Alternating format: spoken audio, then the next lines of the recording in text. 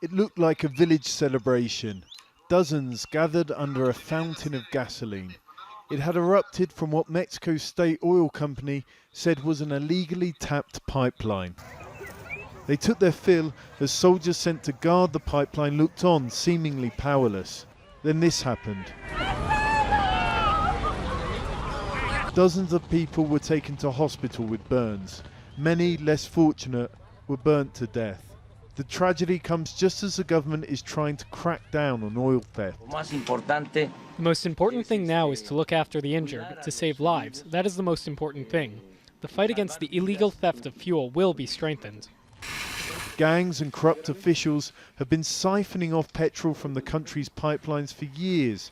In 2018, the army found more than 6,000 illegal taps.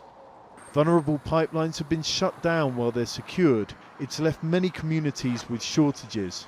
The government's trying to make up those shortfalls by delivering petrol in heavily guarded tankers. In the capital, the system is beginning to work. But elsewhere, in Mexico's second city, Guadalajara, and several states, there are still queues.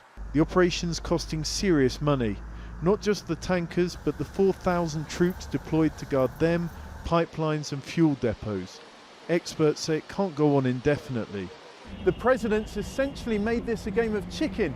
Let's see who gets tired first, he said. Those stealing the country's oil or his government with its mounting costs for pipeline security and for fuel distribution.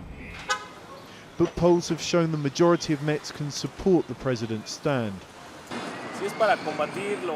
If it's to fight people who are stealing the fuel, it's good.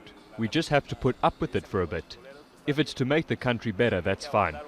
Friday ended with another pipeline explosion in Querétaro, this time with no casualties.